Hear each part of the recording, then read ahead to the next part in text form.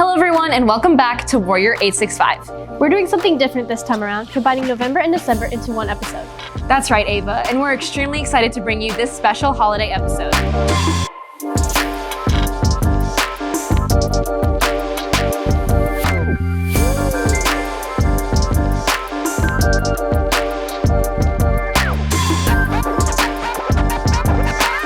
To start our show, we'll be taking a closer look at the Hurley family. The Hurley family is known to be one of the largest families here at CAK. Therefore, we knew their Thanksgiving traditions had to be special. Miss Hurley is also a former teacher here at CAK, making her story that much more special.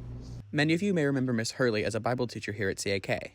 We came to her house for an interview, and she led us through her beautiful home into her backyard for an incredible interview. Born and raised in Jonesboro, Arkansas. Came over to go to the University of Tennessee. 97, go Vols. Have lived pretty much in Knoxville a long time, longer than I lived in Arkansas. And I love Tennessee. I was saved in Tennessee, so it's just super special to me. And I am the wife to Chris Hurley and the mom to 8 blessings. What are your most favorite, most cherished Thanksgiving traditions? Well, I love the fall, and I especially love just Thanksgiving. I actually love making the turkey.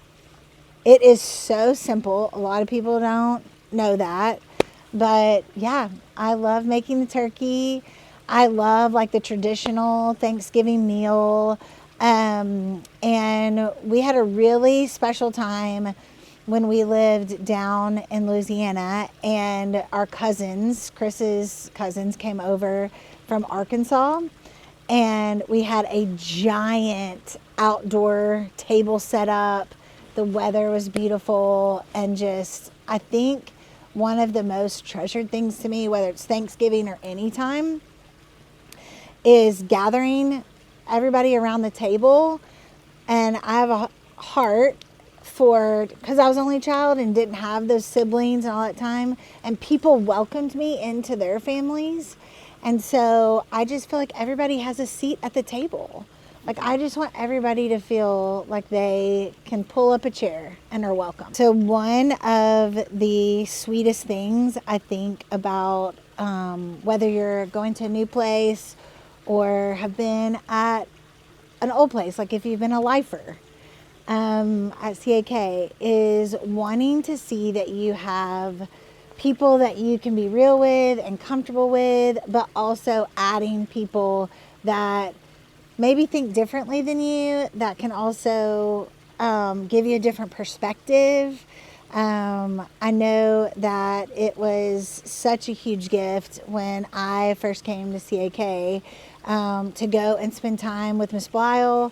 We would have our Friday afternoons and just get to hear from each other. And I think that's one of the things that makes people so fascinating, is that we all can bring something to the table. Next, we'll be taking a closer look at the 4th Friday of every November, known as Black Friday. Sales are everywhere, and with sales come more purchases. We took the time to interview economics teacher Mr. Holden regarding the economical approach of Black Friday. Hi, my name is Larry Holden. I teach government and economics in a law class here at CAK, and I've been teaching here for about 15 years. Well, a lot of retailers have come to rely upon it. A large percentage of their sales are Christmas revenue, so they wait the entire year for this particular holiday. And so for most of them, not only that day, but that particular weekend is extremely important for their bottom line. Now, clearly they have more days of Christmas sales after that, but they have come to rely on those days. And in fact, a lot of financial markets, economic markets, we watch that to see, is that going to be an indicator for future sales over the holiday, and how does this look? What's it going to look like for the retailers throughout? And also it's sort of a trickle-down effect. So you have the retail stores that are selling Christmas goods and such, but you also have restaurants and other sort of service industries that also pick up business as people are out and about selling. And don't forget the e-Black Friday, the electronic and internet-based sellers They also have their own Cyber Monday, which is sort of a corollary to that Black Friday. They rely on that as well. Of course, buyers see it as a big deal. I don't think it's what it used to be because there is so much internet competition now. So for a lot of buyers, they used to get up at 5 a.m. and they would go out and beat the crowds and try to be first in line. You see a bit less of that because of the internet retailing competition, but it is crucial for a lot of retailers that they do well on this particular weekend. And it sets up the rest of the holiday, but it also can make or break them for the year.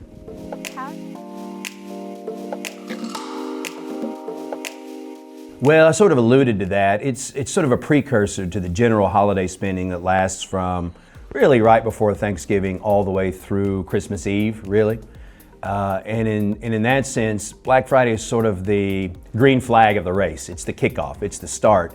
And so you'll get an indication of how it's going to be the rest of the way based on how that initial Black Friday sale goes. It's sort of like a marker. Did we do really well on Black Friday? If so, that might be a good indication for what comes later. I don't think so much buyers rely on it, again, as I said, like they used to because of all the internet competition. I think it's still more of a marker for the sellers than it is for the people that buy. It used to be it was a huge event. You would make a day of it. And stores would have contests and raffles and do anything to get you in early, and they would have these incredible deals. And I think there's less of that now, again, because of all the competition involved.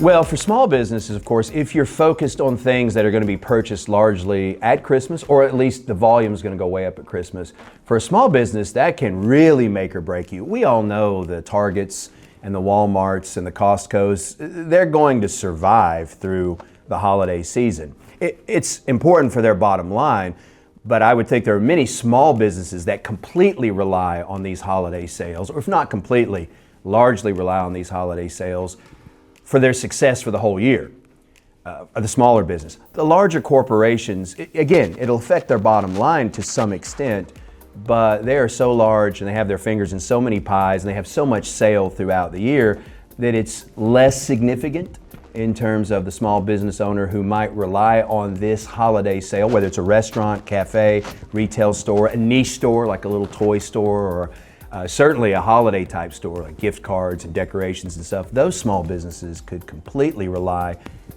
at the end of the year on whether they're profitable or not. So I would think for some of them it's very important that they have a good weekend, Thanksgiving weekend, and then holiday sale after.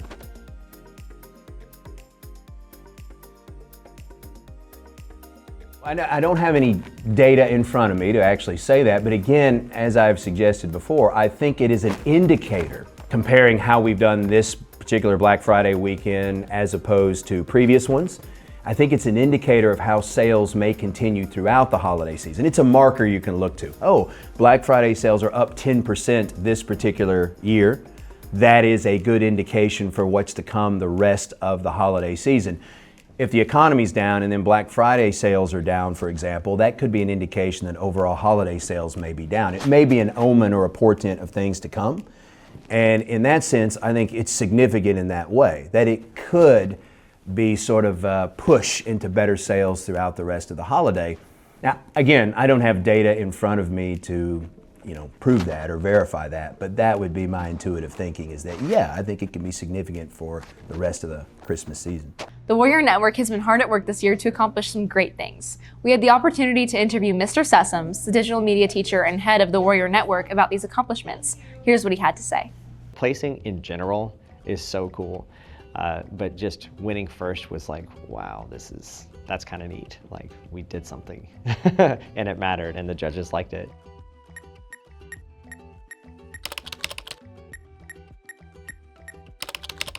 My name is John Sessoms, and I am the Digital Media / Warrior Network Program Director here at CAK.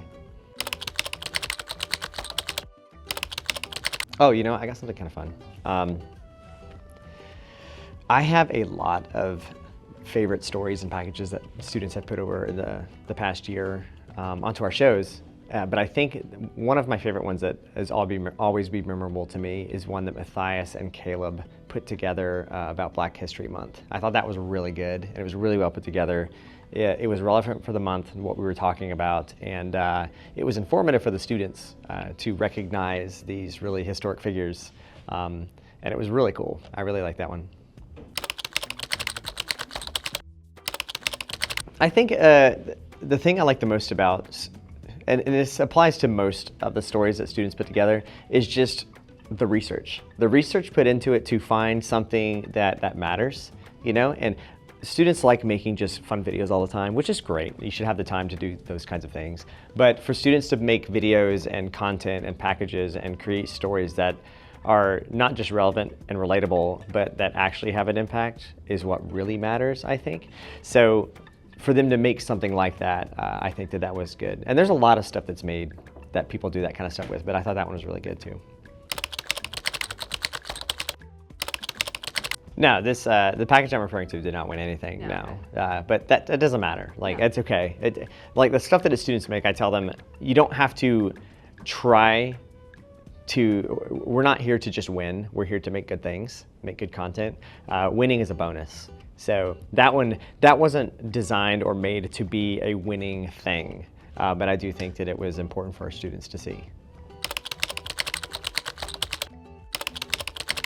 I had 41 kids go to STN this past year, so we entered, I think, like 15 contests total. It was a lot, but it was so much fun. It was so fun to just see them go out and make things, you know, even if they didn't place or didn't win, it was still just amazing to just see my students like applying the things and the skills that I've tried to teach them, or that I've tried to teach them over the past year.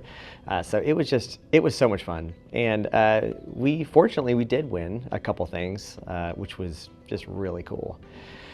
One of the big ones that we won was we got our first ever Broadcast Excellence Award for our podcast, our October episode last year, which came out a year ago. That was awesome. That was a huge one for us, because I always try to tell the students, like, make things that not only matter to you, but STN has a rubric to follow, and it's what they're looking for, okay? And they know what they're looking for, so why not try and follow their rubric and apply to what you're doing with what they're looking for, because it's made for a reason. Like, they have this rubric for a reason, so follow it. And Owen and Caroline did an awesome job last year with following those guidelines and then creating something that got Broadcast Excellence Gold, and it was really cool. And the award is hanging up on the wall back there, and it's so fun. And then Owen again last year took that into nationals and ended up coming first place in the country, Division I. So that was, wow, that was really cool. And we've never won anything like that, so that was pretty cool for us. There's a lot of schools out there that have been doing this for years, that they've had that moment and they've told me, like, it's really cool. And I really wasn't expecting what it was going to feel like when we did win first place. And it was pretty cool. And I just hope that every student gets a chance to feel that. Like, placing in general is so cool. But just winning first was like, wow, that's kind of neat. Like, we did something and it mattered and the judges liked it. But the actual STN convention, we did take third place vertical short film for Crazy Eights, which was awesome. We've competed in Crazy Eights every year we've gone, and this was the first time that we placed. And that award is super cool looking over there in the case. You can see it over there. It's got color bars and it says Unreal on it. Yeah, I really like that award, so it was a lot of fun to get that. And I'm proud of Marshall and his team on putting that short film together and winning. I really liked the short film, the vertical short film, because it's a category that I think is interesting, because a lot of students take a camera and they don't think about turning it sideways because they're not shooting anything vertically. But the opportunity to be able to do that and then try to tell a story in that format is really neat, because the students have to think differently in the way that they're framing and knowing that they don't have any lead space on the sides, you know, so unless they're wider. So it's harder in a sense to frame correctly and make sure you have everything, because most people shoot horizontal and then they try to frame vertical and they can't do it. So it makes it a little bit more challenging. I think they did a great job with the prompt. I believe it was, it had to have a shoestring in it. in that one. So it was about a guy who didn't want to tie his shoes, and he was struggling all his life with like traveling because he didn't tie his shoe, but all he had to do was just tie it and he would be free, you know, and that's exactly what he did. So I thought that was a very fun take on that type of prompt. So I think it definitely deserved third place.